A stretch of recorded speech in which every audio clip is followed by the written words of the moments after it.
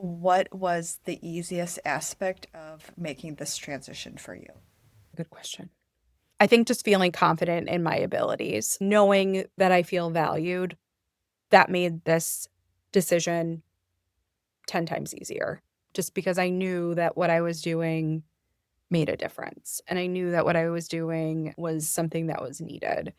I think the hardest part is you still just have this imposter syndrome or this, wait a second, what is it that I really want? Or like I'll see someone on LinkedIn who like gets a promotion and they're like a VP title or whatever it happens to be. And I have to constantly remind myself, like, stop comparing yourself because that is not what you wanted. You decided that you did not want that anymore. Your value does not come from your title, and that you know what is being given up to get to these certain places, and you're okay with that. I think that's been the hardest part. Hi there. This is Her Intentional Reset, a podcast for women in midlife curious about whether the career they chose 20 years ago still fits. Hear from women who've made pivots big and small, discuss the practical realities, the trade-offs, and whether the change was worth it. I'm your host, Molly Whipperford, and I want to thank you for joining. If you're new here, welcome. I'm glad you found us. And in between episodes, come join us on Instagram and Facebook at herintentionalreset.co, that's .co, for guests behind the scenes and what's coming next. Meet Meghan Johnson. Meghan Johnson is a connector, planner, learner, sports lover, and recovering corporate dropout. After spending nearly 20 years in corporate America as an operations senior leader in the healthcare space, an unexpected layoff caused a career pivot she did not see coming. With a marketing degree and an MBA already on her resume, she is back in school pursuing a Master's of Teaching degree and a K-6 elementary school teaching license while in her early 40s with 4 young kids at home. I'm so excited to have Meghan here. This is Her Intentional Reset. Hi, Meghan. So great to have you on today. Thanks, Molly. So, Meghan, before we dive into your career pivot, take us back to a little bit more about your background. What did you do and what was that industry like for you? Sure. So I initially started my career out of college in sales and marketing, and I made a shift about 10 years into operations. And it was after I had an MBA and I'd focused that coursework on operations. And I was in a program that specifically was designed to groom and turn out operational leaders within the healthcare industry. So I was kind of fast track to VP level titles, those types of things, and was working for a very big payer at the time. I spent almost a decade in that industry in various different roles, from leading large operations of over 400 people to small teams of analysts, individual contributor roles, and kind of everything in between. And it was a good experience. I had a lot of roles. I met a lot of different people, and it was just a very unique opportunity at the time to dive into something totally different than sales and marketing. Yes, yes. So I'm curious to know, because I've been in healthcare for 20 some years in the pharmaceutical and med tech space. So I'm curious to know, what was the culture like inside the health insurance industry? Very unique. It was a primarily female dominated industry as a whole. So if you looked around, if you looked at the numbers of corporations and what their diversity ratios were, it was definitely a female dominated industry. But as you got higher into levels of leadership, there were fewer women. It was also very cutthroat in terms of just trying to make sure you were reducing costs as much as you possibly could, trying to make sure you were driving as much value as you could, especially being in operations or cost center. We always drive cost. We don't typically produce revenue. And so there was a lot of pressure on driving down cost in that industry. I had the opportunity to work for both for-profit and nonprofit payers, and the industry wasn't that different. It was just whether you were driving shareholder value or whether you were driving cost reductions so that they could offer lower prices to customers. So you were still in this space of do as much as you possibly can with the fewest amount of resources possible. Thanks for that insight. So I'm curious to know, as you were climbing that corporate ladder, what that climb looked like and who was Megan Johnson back then? Yeah. So when I started, it was before I was married. Think I had just met my husband and we were still dating when I had accepted that first role. And so when I only had essentially myself to worry about, my life looked a lot different. I had the time, I could put in the hours, do all the happy hour schmoozing, I could travel, I could do all of those things. And work became my life because it was just me.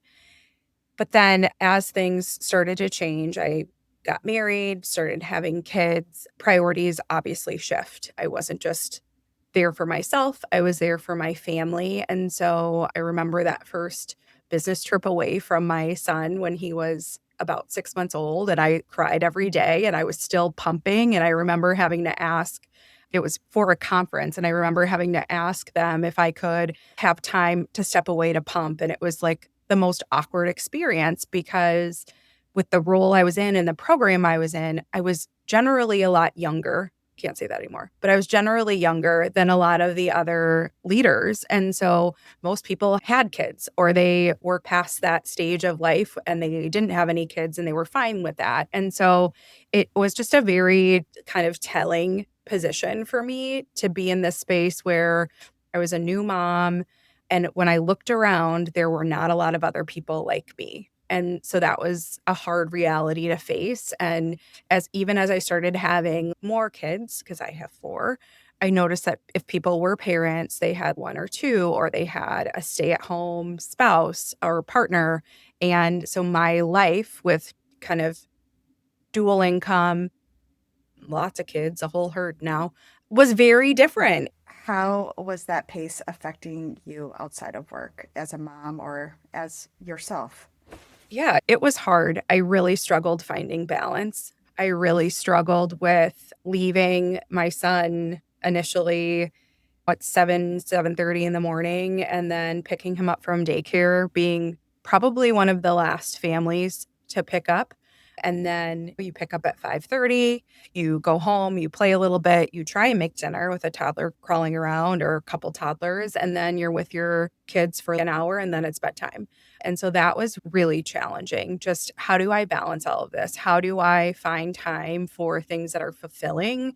And how do I feel like spending time with my family isn't taking a back seat to something else? And time really just became the big teller of that for me. And we've never been early risers or early to bed people. It wasn't like I was putting my son to bed at 7:30. I was putting him to bed probably at 8 even as a baby, but it still I had an hour with him.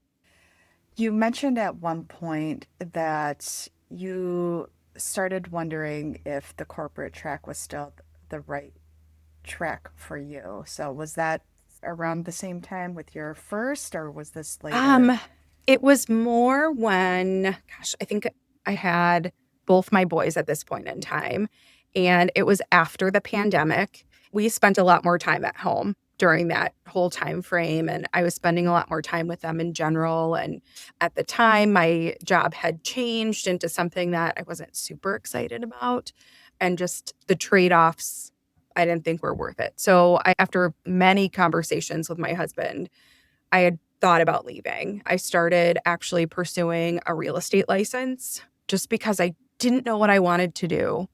I wasn't sure that I wanted to start another corporate job, but I knew that I wanted to have more time with my family. And I wanted at that time more flexibility to be with them. And real estate is something that I've always been interested in. Like Zillow's always open on my phone. I peek around and see what houses are for sale, even though we're never moving ever again. And so he said, why don't you look into that? And so I did. And so I got as far as taking, I think, two of the exam to get a license. I was about halfway there. And at that point in time, someone had reached out to me about a role at a different company. And it was what I had thought I wanted in the insurance industry. And so I went ahead, applied for it. and said, if I get this role, then I feel like I need to take that because this is what I've been telling myself I wanted in the corporate world. And if I don't, I'll just continue down this other path. And so I did wind up getting the job, set real estate to the side, and started with a different organization, hoping that the culture would be different, hoping that the role was what I wanted it to be. And then 3 years later, things took a drastic turn. So tell us, though, in terms of culture, was there a shift at the new company? What did you learn? They talked about it being different in the interviews. They talked about it being very people-centric, but I found out that it was not when I initially got there. It was a lot of the same things that I had experienced previously, and somewhat in a little bit more kind of passive aggressive way. They'll work you to the end. I do not know how many times I had vacation where I wound up being on my phone, where I wound up taking calls, New Year's Eve, even. I remember I was at the bowling alley with my family and I was on calls the entire time. And so there were things like that where I thought it would be different. People would tell you that they value work life balance, they tell you that they're people first, and that did not turn out to be the case. So it was interesting. It kind of felt like the definition of insanity because I had been through that before in the industry. And it was heartbreaking and also telling that it was very Yes. much the same. Yes. In our previous discussion, you had also talked about how there was that shift with your morals and values not aligning with the work that you were doing. Can you tell us a little bit about that? Yeah. So I think just being in the United States, in a country where we don't have universal health care and healthcare costs skyrocketing, it became really challenging and really difficult just to see how much money was being spent from a corporate standpoint, how much people were getting paid or not getting paid, depending on what their role was, claims being paid or not being paid, and different programs put in place for that instead of really thinking about the patients. And so that became really difficult. That became just challenging for me as a person to see the squeeze that was happening to grow profits, but it wasn't at the benefit of the actual patient and the end consumer. There were situations that I found myself in where I knew, because I worked in the industry, that something should have been covered a certain way. And so I had the means to appeal it. I had the means to text someone that I knew in the claims department and say, this should have been paid this way. Can you resolve that for me? Whereas normal consumers wouldn't. And so those types of loopholes and just the complexity that we create ourselves became really hard to be in. And kind of near the end, I started to see Yeah. it more. Yeah, absolutely. Yes. I feel like we could have drinks someday and share different stories from both perspectives. And again, I'm from the pharmaceutical side and I have strong opinions about the cost of medications. So I hear you on that. Okay, so you alluded to 3 years after you were at the different company that gave you all these promises that you would be different, and you quickly realized that it was not. So tell us what happened after you transitioned to the new company. We had acquired another company somewhere in that time frame, and there were a lot of like duplicative roles. So we were going through very similar cost cutting, trying to streamline things, et cetera. And so the role that I started in wound up not being the role that I finished in. And that was not by choice. You're voluntold that you're changing jobs and you do that. And at the end, we were going through some major cuts, removing duplicate roles. And so I went from looking at my organization, trying to figure out where I could reduce roles. And I have always been of the mindset that if you're looking for those types of reductions, you do it through attrition, where you wait for someone to leave and then you just don't backfill the role. Just because in my heart as a person, that is the more kind way to do it rather than laying people off who are coming to work, doing their job, doing what they need to do. And my leader, who had brought me into the company, wound up being let go in November of that year. And then I had to go through some cuts of my leadership of my own. And then a couple months later, it was me. They just did things in waves and you did not know when it was coming. And it was a little bit of a shuffling of roles, come to find out later, so that someone Yes. else could be saved. So Wow. Wow. What did that feel like? it was very humbling. And working for that organization, that was the first time I ever had to deliver the message, right? Because, like I said, I usually had done things in a way where I didn't have to actually lay somebody off. If we were reducing positions, I would do it through attrition.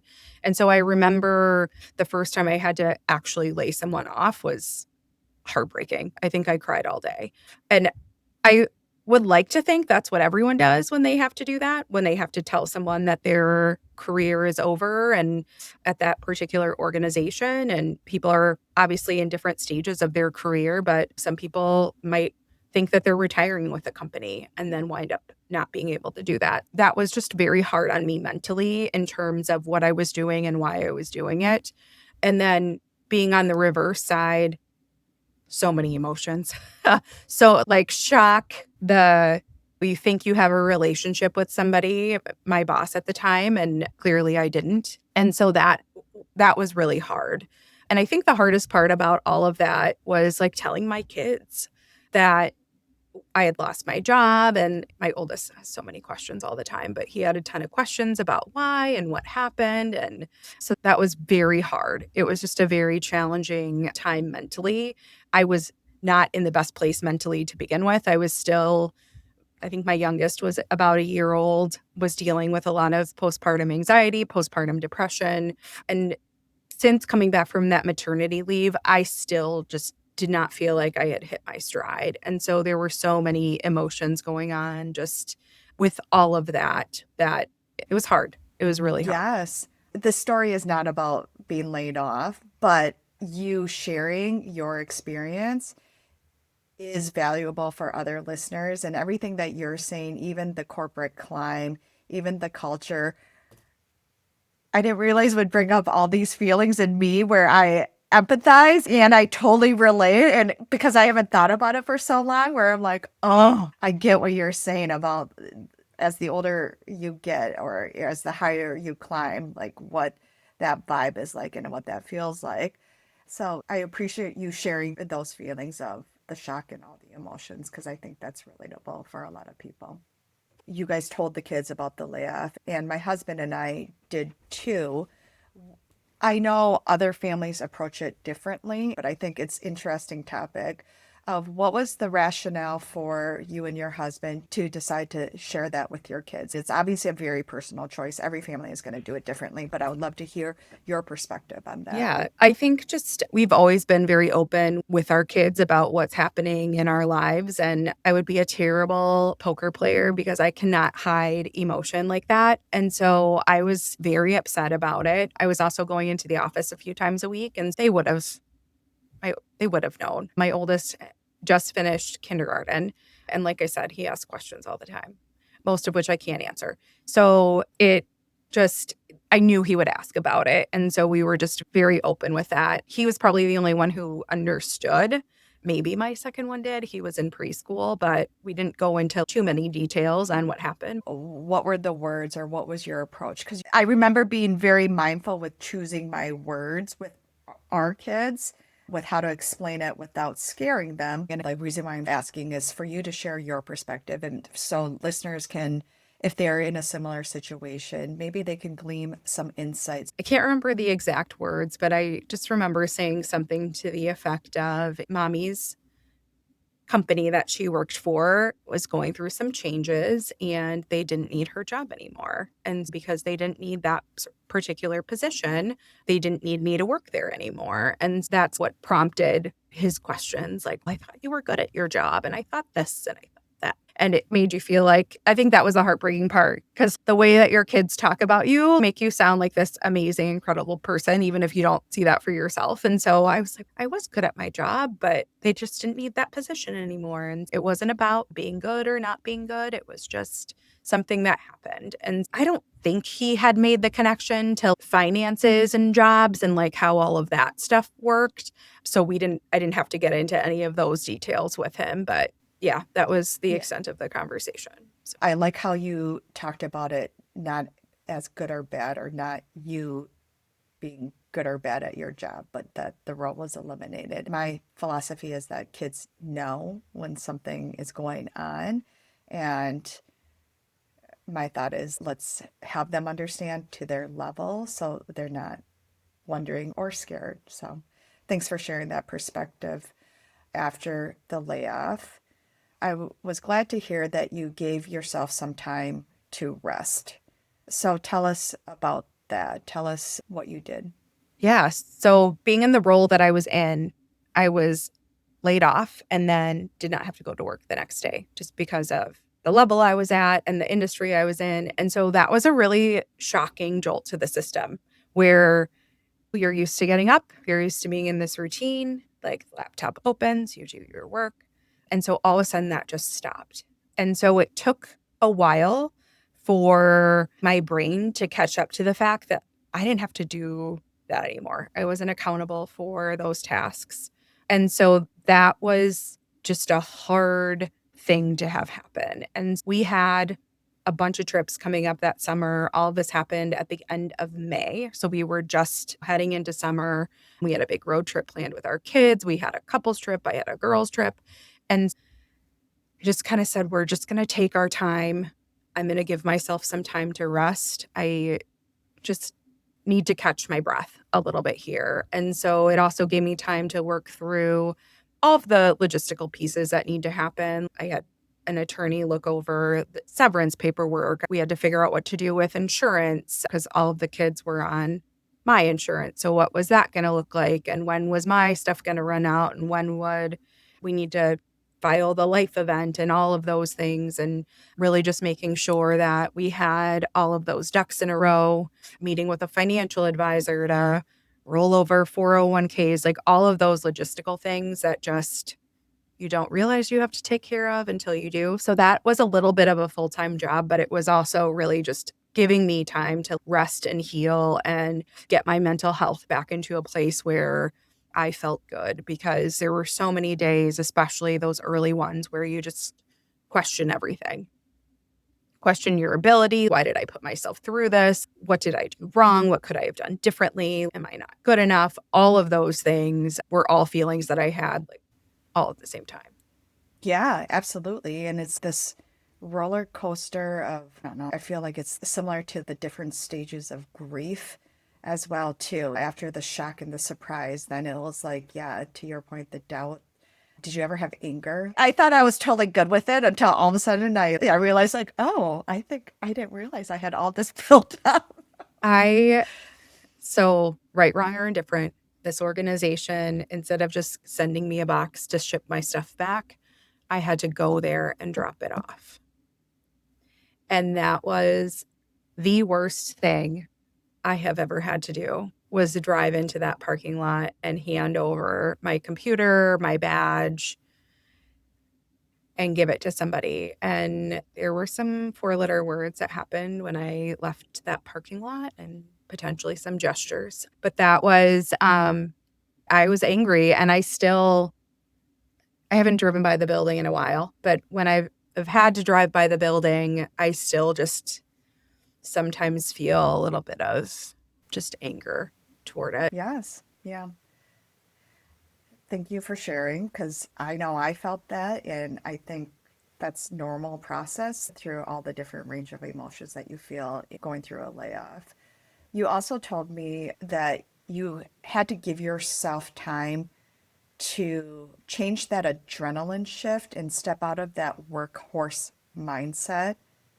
How long did that take? A while.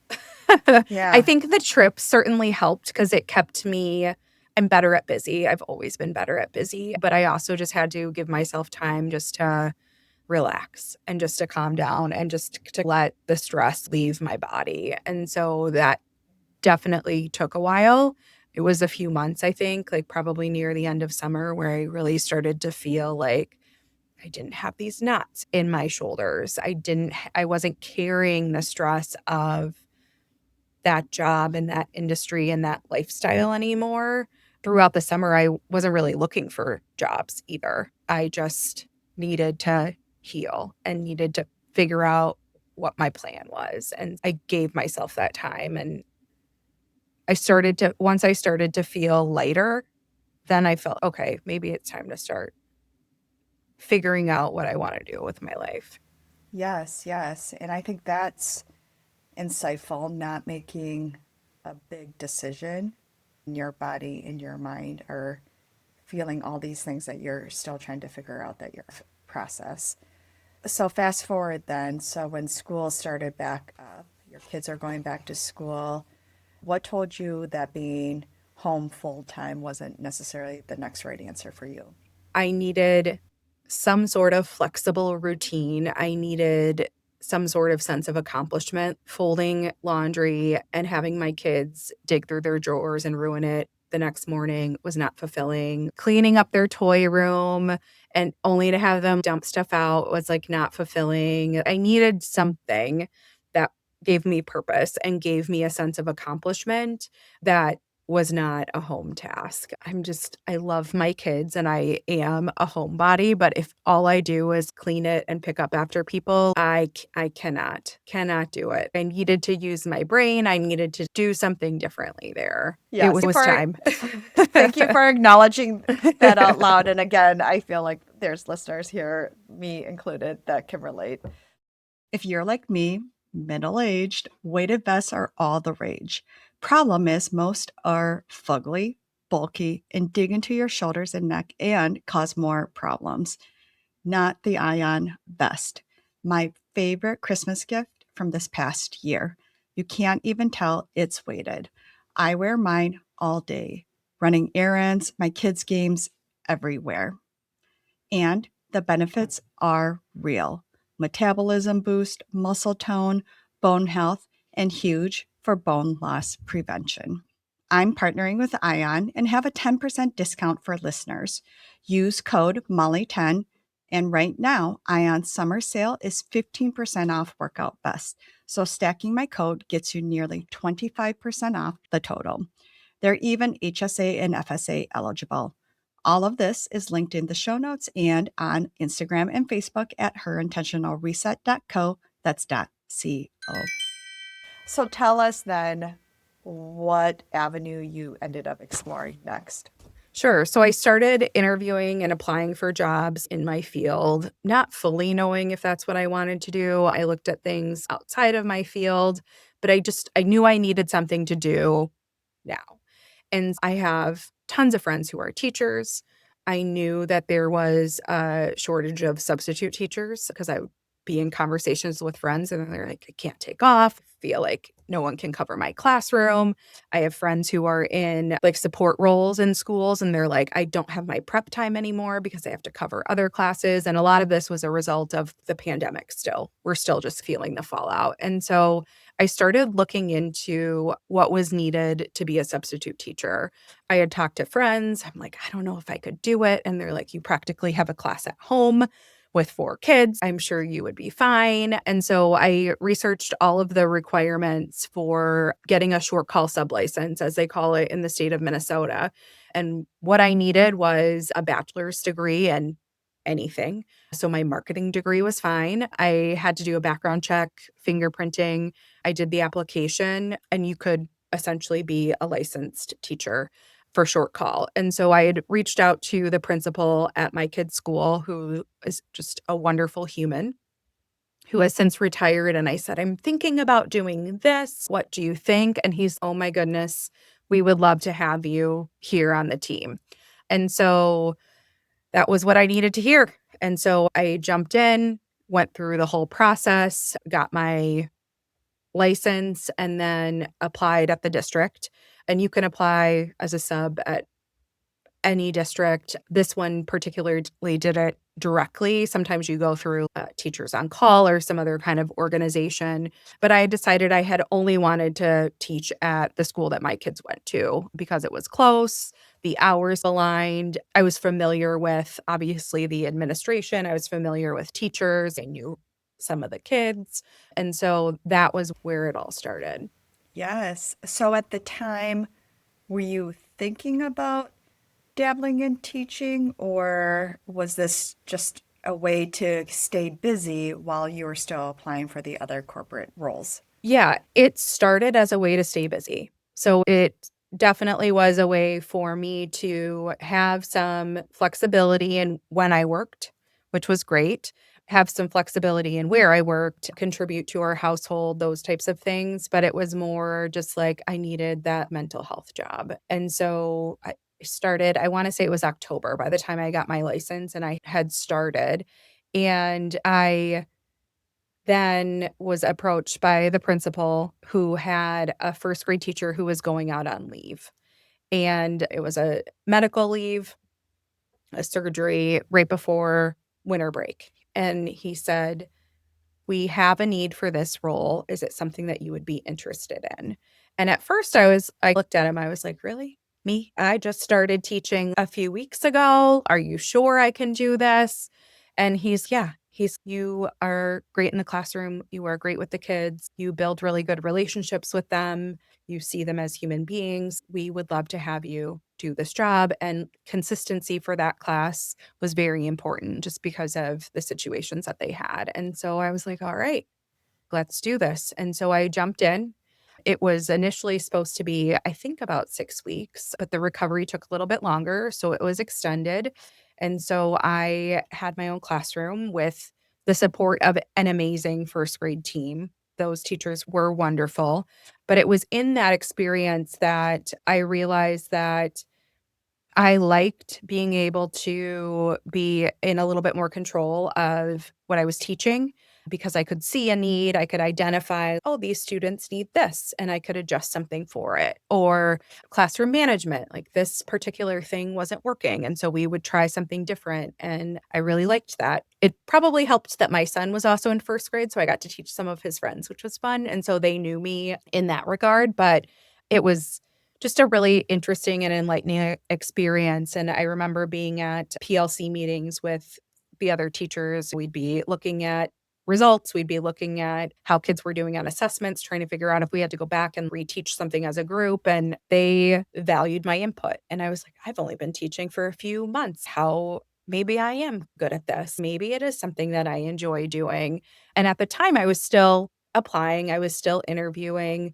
There were a couple jobs that I had made it to a final round for, but wasn't chosen in industry and outside of industry. There was a job where I was a finalist that I decided that it just wasn't the role for me. And so I had pulled myself out of that position. So I was still exploring that, but it started to seem like a reality. Like it started to seem, okay, maybe this is a fit. And maybe if it isn't being in a classroom full time on my own, like maybe I could see some type of career path here. And I wasn't fully committed, but I also knew that if I waited to pursue anything further until I was 100% sure, I would just put myself behind. And I started researching and looking into what would it take to actually get a full teaching license, because with that, I could do like longer term sub roles. So the end of that same school year, there was a teacher who was having a baby and there was another teacher who was having a medical leave. And so they needed long-term subs. And the principal had wanted me to cover one of those classes, but because of my license restrictions, I couldn't. And so I was like, oh, that I really did have fun. I really did enjoy being in that first grade class for as long as I was there. This could potentially just open up more opportunities. And so I started looking into programs, applied, got into a program, and again, still wasn't fully sure, but knew that if I waited, I'd just be that much further behind and that I could always stop. Like it was a pretty low risk decision to make just in terms of Yeah, applying, getting in. Even if I started a few courses, the program that I chose is a Master's of Teaching and K-6 licensure. It's costs a couple $1,000s a semester, but it wasn't huge. Like, it seemed doable at the time. And so even if I decided a couple courses in that it wasn't the right path, I wouldn't be out too much. Like, Yes. Yeah. it Yeah. it was pretty low risk. Okay. And now you are going back to school for your teacher's license. So when did you realize that maybe this wasn't a stopgap, that this is the direction that you want to go now? Yeah. So I think it was really when I was just continuing to apply and interview, and nothing really seemed to get me excited. I wasn't seeing roles that I really was passionate about doing. If I didn't get a call back or if I didn't get a next interview, I wasn't that upset about it, and I could just feel the passion for that slipping away. I had a lot of conversations too with my husband just about what I was doing, how I was feeling, and he noticed a difference. Like, he noticed a big difference in how I am teaching in a school versus how I was as a corporate employee, and it's night and day difference just in terms of how happy I am. I'm physically exhausted by the end of the day, but I'm just it's more exciting. I have fewer days where am dreading going to work. I, since then, became a building sub at the elementary school, which means I'm at the same school every day. I'm a district employee. They utilize me in lots of different ways. However, they need me to fill in, I do. So some days I'm a classroom teacher, some days I'm a paraprofessional, some days I respond to behavior calls, but it gives me the ability to contribute in a way that I feel valued. I know that my job is needed and necessary. I know that if I'm not there or if the kid's teacher isn't there, like, there are children on the other end of that won't learn that day. And it's just there's a lot more just value in that and appreciation for what I'm doing. On my previous job, as much as people like to say that work is critical, nope, it just if you go on vacation, like, it'll be there when you get back, right? That's just the way it is. Whereas in education, nope, those kids are going to move on, like, they're going to graduate, like, they need to go to the next school year, and you see that value, that just You need to show difference up. in Yes. impact. Yep. Yes. There's so many reasons why I love your story, Megan, but one of the reasons why I love this is leaving corporate to go into teaching. And I understand that teachers are so underpaid, and there's also just a lot of negative connotation with teaching because of the stress for the teachers. And so that's where I'm so drawn to your story to hear and understand the why behind why this ended up being the avenue that you're pursuing. And I loved when we were discussing previously how you mentioned at some point you started thinking like, maybe this is what I was supposed to be doing all along. Was that a gradual realization, or was there a moment where you're like, yes, it's like was it the opposite of a slow burn, like a slow growth? I don't know. I'm curious to know, was there a pivotal moment? I think it happened over time. One of the big kind of aha moments for me where I really felt like maybe this is what I was meant to do was I was teaching a first grade class. It was a different class than I had subbed. It was earlier this year. And this particular class has a retired teacher that comes in to help with reading a couple days a week. And so the teacher was unexpectedly out. It was first grade, so they're very rambunctious and unpredictable and sometimes take a little while to settle down. And so I was in the classroom. We were getting ready for morning meeting. I'm like getting all the kids to calm down, being very patient with them. They're settled, they're locked in. We get going, we start teaching, they're learning. I dismiss them for their first rotation for reading. And the retired teacher pulled me aside and she goes, "You're good. You've been doing this for a really long time, haven't you?" And I was like, "Absolutely not. I've been doing this for about a year." And it was in that moment that I'm like, maybe I am good at this. And some of it I think is the patience of having your own kids. Like, especially 4 kids, like, my patience level has And my tolerance level for certain things has to have gotten extremely high. Otherwise, I wouldn't survive the day. And so you learn to let things go and you learn what you're going to get on them about and what you're not. But I also think just being in that corporate environment helped too, because you realize what will happen to these kids, right? You realize that these kids are going to be your next employees. These kids are going to be the next leaders. And so you want to make sure that you're doing the best job that you possibly can. And I wasn't intimidated by them either. I had led really large organizations, so a classroom of 21st graders wasn't going to scare me. Same as a classroom of 25th graders. They're also not going to scare me, even though they start getting a little bit more attitude then. So it was just this over time, this realization and just feedback from people.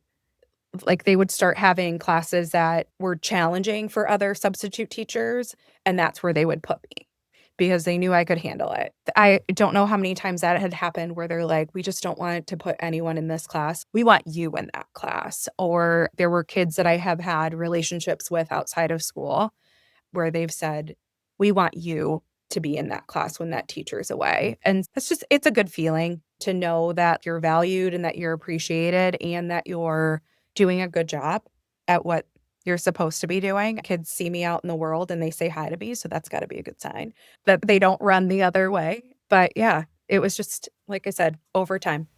Yes. Well, I think that's incredible. And you mentioned maybe you're good at this or you have patience because you have 4 kids. I just want to put this out there. No, you're good at this because of you, not your 4 kids. Because I have kids, and just because I have patience with my kids, I do not have what it takes to watch other people's kids. This is you. This is a special gift that you bring to the table. I love this concept of the long-term sub route. You're pursuing your master's in teaching, and your goal, though, is to be a long term sub instead of having your own classroom after you graduate. What was the thought process around this decision? Yeah. So long term sub roles are generally always needed. So that's what they need if a teacher is going to be out for at least 21 days. So think maternity leave, surgeries. Some teachers wind up taking a year off when they have younger children, but they're a role that's always needed. A lot of times they're like first year teachers, people who don't have very limited classroom experience because it's a way to get in the door. But what I like about it is if you have someone in this role who has been in a classroom, has experience, they can provide a more optimal experience for students rather than just getting someone brand new who's a deer in headlights when they walk into a room mid-year. It also doesn't lock you into the same school, the same grade, the same content areas year after year. So it gives me more flexibility in terms of what I'm teaching, where I'm teaching, and when I'm teaching. And I think it also just knowing that someone like me exists, who that's what they're looking for, is also comforting for teachers as well when they go out on leave. Not being done with school, I'm not sure exactly how all this is going to work and where I'll land, but that's my goal, is to start there and then we'll see what happens. Again, like I think teaching is one of the hardest professions and just unrecognized professions. What was the easiest aspect of making this transition for you? Good question. I think just feeling confident in my abilities. So once I got past the logistics behind it and the here's what I needed to do to actually do the job, knowing that I feel valued, that made this decision 10 times easier. Just because I knew that what I was doing made a difference. And I knew that what I was doing was something that was needed. I think the hardest part is you still just have this imposter syndrome or this, wait a second, what is it that I really want? Or like I'll see someone on LinkedIn who like gets a promotion and they're like a VP title or whatever it happens to be. And I have to constantly remind myself, like, stop comparing yourself because that is not what you wanted. You decided that you did not want that anymore. Your value does not come from your title, and that you know what is being given up to get to these certain places and you're okay with that. I think that's been the hardest part. And also just from a financial perspective, we've certainly had to make some shifts in what our lifestyle looks like. It's been a little helpful that we have kids aging out of daycare now. So that certainly helps because we're not paying for that anymore, but we're paying for all the other things. But that certainly helps to not have that like extra monthly daycare expense too. Thank you for that honesty with that. I think that's something that a lot of us can relate to, or I relate to, and LinkedIn is thorn in my side. That, yeah, I'm on my own journey with that. Tell us, what does a typical day look like during the school year when you are subbing? Yeah. So every day is different. So I know that I'm getting up. I know that I'm going to school. And sometimes I don't find out until after I walk in the door where I will be that day. And it's definitely an adventure. I appreciate not being on calls all day tied to a desk. I get my steps in. Like I make sure I wear my Apple Watch those days. So I know that I'm moving around. The funniest days are when I have to teach art because that is not my forte. And usually I'll text some friends with some very humorous drawings that I have made with young children on those days. But it's always different. Like I said, I'm sometimes in a classroom, sometimes I'm in a special, sometimes I'm a special ed para, sometimes I'm helping admin with behavior calls. It depends. And then by the end of the day, because I'm around kids all day, sometimes I'm teaching my own kids. Usually they come home with me, which they appreciate because they are the last bus stop. So they like coming home with mom because we beat the bus by at least 15 minutes every day. But usually, like, they need their decompression time. I need mine. So we separate from each other. Like, they get their snack in one room and I sit in another room and we all kind of release. And then around the time that the girls get home from daycare and activities start, then we mesh back together. But that's just become our rhythm in the school year. Yes. So, random question, when you mentioned that sometimes you are teaching your own kids when you're subbing in their classroom, how is that? Oh, it's wild sometimes. So my older son is definitely a rule follower, but he has had his hardest days at school when mom's his teacher. So sometimes they struggle separating this is my mom and this is my teacher. My second one, I always joke, he is a kid who would just crawl back in if I let him. He just wants to be as close to me as possible all the time. Definitely a mama's boy. And I really try to avoid subbing his class. And so the admin assistant tries to not have me teach his class. Yeah, sometimes it's unavoidable and we just deal with it. But it's funny because I joke that my kids are usually the worst kids in the class when I'm their teacher. And so sometimes I'll text my husband if something doesn't go well. And I'm like, you need to talk to your son when he gets home. They were The not teacher minding their the teacher. teacher is calling, and somebody did not wanna participate today. And so he's, "Oh, no." So then he Oh, tries to have a conversation, but yeah, I it's can funny. imagine when your husband is saying, I got a call from your teacher at the dinner Yes. table while you're like eating meal.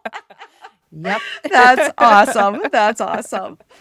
Okay, so besides painting that picture, which I love, how has being physically out of the house versus working remotely in the house changed things at Yeah. home? So it's definitely shifted our responsibilities a little bit. So my husband still works from home full time, and I have to be at school before kids are there. And so I used to be accountable for getting them dressed and ready, getting them physically ready, whereas he did lunches and stuff like that. And so we've swapped those roles so I can do lunches and then he can get them ready and out the door and on the bus and where they need to be. So that's just been a shift in our mornings. It also means that just because I'm in a teacher job, I can't work from home. So if someone's sick, he winds up doing childcare. He does a lot more of the taking to doctor's appointments and things like that. Whereas before I would do a lot of that stuff, which has been hard because I always want to be around them when they're sick. If someone's homesick, I get FOMO a little bit about that because I know he's at home snuggling and I am not. But so that's been a little bit more of a shift. But like in summer, that or school breaks, it's nice to know that I don't have to take time off just because my kids are off. I already have that time. And so that part has been very helpful. Are you having the best summer ever? Yeah, I'm still in school and I'm a child Uber right now. I still like driving kids to soccer camp and hockey and baseball and play dates and all the golf, all the things. I'm trying to think of where I've been this week, but it's nice to be around them. And I feel like, at least for my older two boys who are home now, like this is what summer is about. Like summer is about like riding bikes in the neighborhood. And if I was working full time, they would not be able to do that because they would need more supervision then. So, after everything that you have experienced and the path that you're headed forward now with going back to school and the long term teaching goal and the path forward, how are you feeling now? I feel a lot more confident now than I did a year ago. So a year ago, I was in this position where I had gotten into the program, still wasn't sure, was still 50-50 on what I was going to do. And now I'm about 95% sure that this is where I'm going. I do still have these thoughts like, oh, maybe I should just give it one more go, make sure that this is really what I want to do. But then I remind myself, like, who am I kidding? You would not be happy in that job. I'm feeling a lot more confident. I think I'm almost halfway through the program now, or I think I'm officially halfway. So that just, I know I'm so much closer to being done and being on the other side of this where I actually can have more of a full time role. I won't take as much of a hit from a compensation perspective, all those types of things. I'm feeling a lot better. Good, good. Thanks for sharing that. So that was a good segue talking about finances to transition into our practical considerations segment. Teaching is quite different from corporate, especially in the healthcare industry. However, you still had 20 years of work experience that you were bringing to the table. So, what transferable skills did you bring to teaching?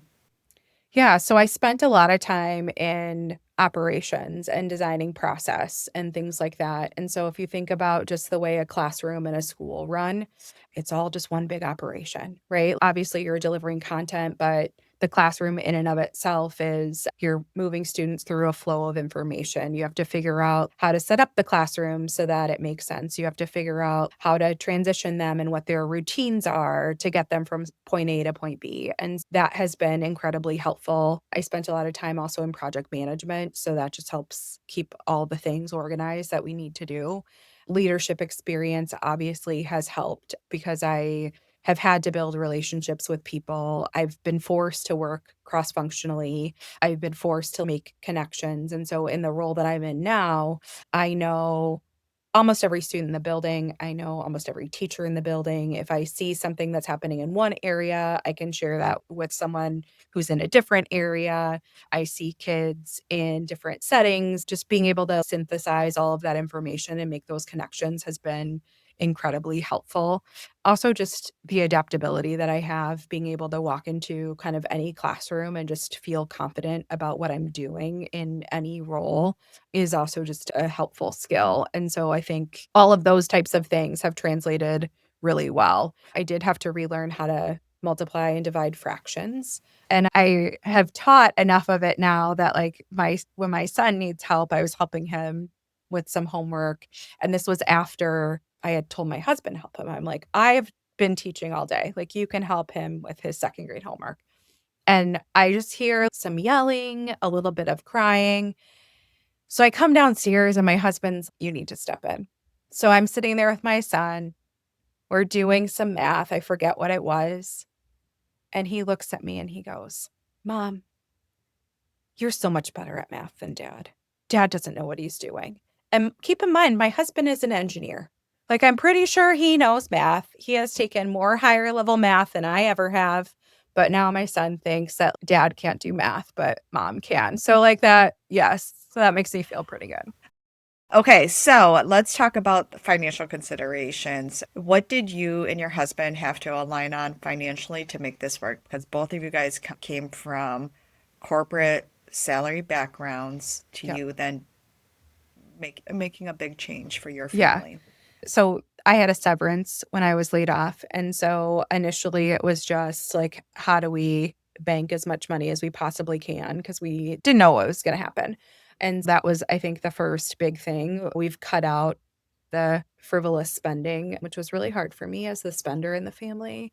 We're just more careful and more cautious about things. We also took that time when I was still getting a severance, to not that we had a lot of consumer debt, but we had car loans that we made sure that we paid off. Or like when you get a new phone, you finance it at 0% for a certain number of months. We just paid that stuff off so that we were really reducing our fixed expenses on a monthly basis, which helped. And then you can reverse engineer it to say, all right, here are all of our fixed expenses.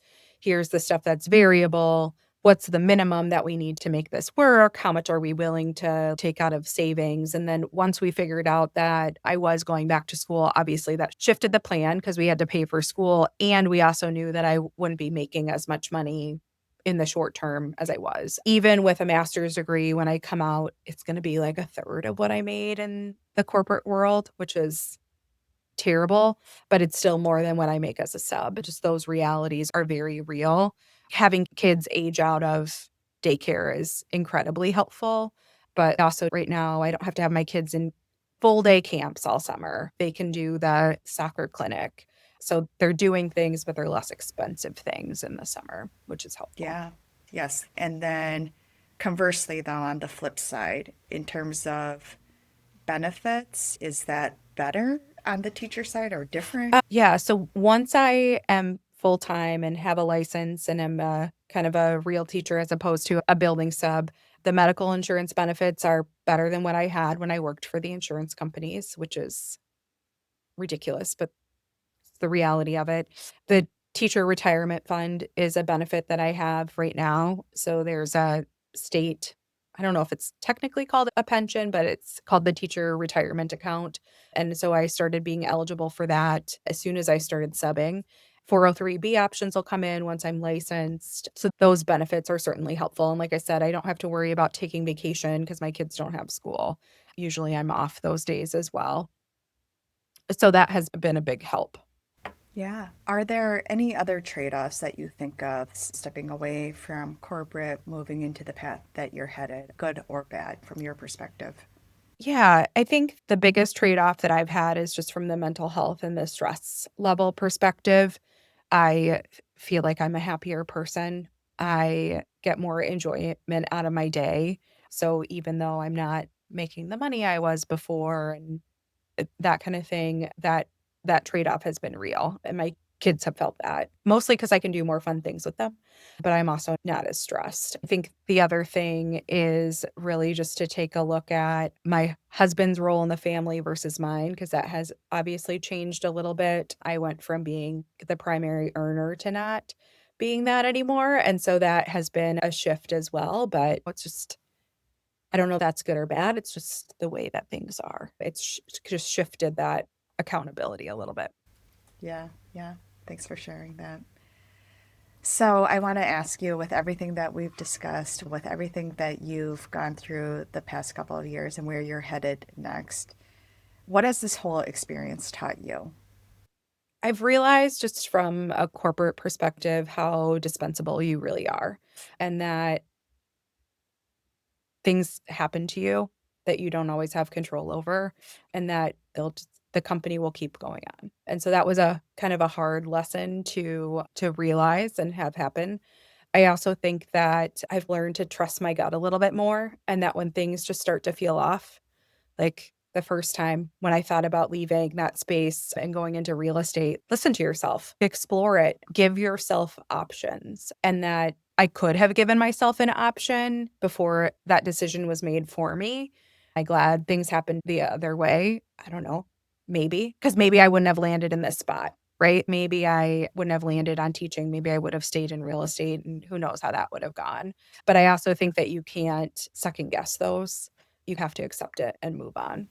Yeah, and choose a path forward that feels right Right. at that moment based on the circumstances instead of, yeah, hemming and hawing at the past. Yeah. Yeah. Megan, thank you so much for sharing your story. I think a lot of listeners will relate to your corporate experience and everything that you went through with the layoff. So, you sharing and vocalizing that is really helpful. And then just hearing how you have found your footing forward as well is really inspiring. So, again, thank you for sharing that. You're welcome.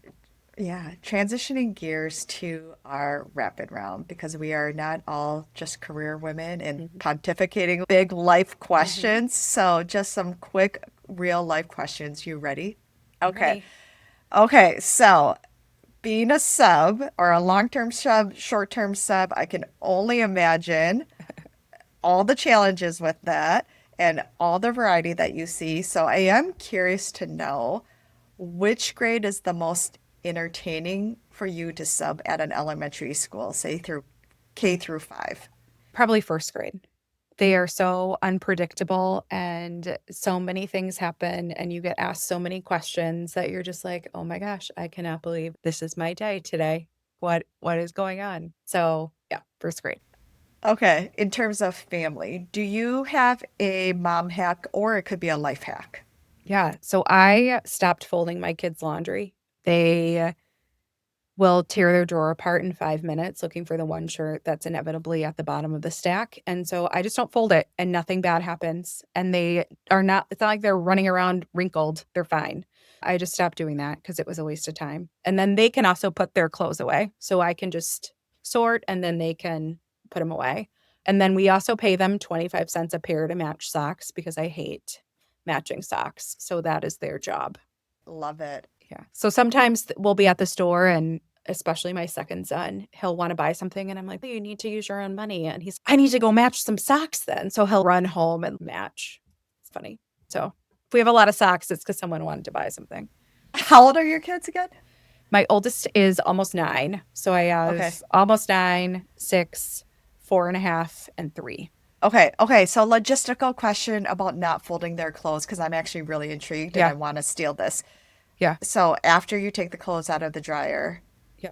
you just have you put it away or you tell them to We grab it just, and my husband and I will sort stuff into baskets because the girls aren't as good at it now. yeah, Like, because they're a little young, but we'll just throw it into a basket. So every kid will have a basket and then it goes yeah, up in their room and then they can just put it put away because they know where the shirts go, their they know shirts where up. the pants go. And honestly, if it doesn't wind up in the right drawer, I have other things to worry about. Not the end of the Yeah, world. It's they fine. still have to get Yeah. themselves dressed. Yes. Okay. I think I'm going to steal that because right now I do fold all their clothes and it's in our bedroom and then they have to take it and put it Yeah. away. But then they're like walking all over their clothes and it's all a Yeah. strew in our Yeah. bedroom and it's driving me crazy. So I love Yeah. that. All right. Okay. Transition gears. Do you have a favorite movie? Yes. You've got mail. Meg Ryan and Tom Hanks. I got my Yes. Starbucks order from that movie. I still get a caramel macchiato because that is what she orders in the movie. So I Oh, know okay. the things that Yeah. happen. Yes. Love it. Last question. Do you have a mantra or motto that you live by? Yeah. So when I worked at an automotive company in marketing and sales, I was thinking about going back to get my MBA. And I had a boss say to me, "You're never going to have any more time than you do right now. If you're single, you don't have any kids, you think that you're busy, you're never going to have any more time. There's always going to be something to take that time." And so that is definitely something that I think about all the time and has helped cure just a little bit of indecisiveness. So if you want to do something, just go for it. If you think you're too busy, you're just going to be busier. So just do it. Yeah. Do the thing. Start the thing. Nothing bad will happen. Yes, and that is so true, that expression. Sure. And I can't think of a better way than to end our discussion on that note. So again, Megan, thank you so much for being on today and sharing your story. If listeners want to follow along with your journey, how do they find you? They can reach me on my LinkedIn account or Okay. I'm also on Instagram. Okay, sounds good. And then we'll list those social handles then in the show Yes. notes. Yep. And to our listeners, if you took one thing away from Megan's story, I hope it's this. You don't exactly have to know where you're going before you take the next step. You can register for the long path before you're sold on it. You can keep 2 doors open at once. The point is to keep moving, even before certainty shows up. If today's episode got you thinking, I'd love to keep this conversation going. Sign up for my email list at herintentionalreset.com. You'll get the latest updates on episodes, additional resources from our guests, and access to our community forum coming soon, where women will keep this conversation going in between episodes. Sign up at herintentionalreset.com. I'll see you there, and I'll see you next episode. And remember to explore on your own terms, because nothing changes if nothing changes.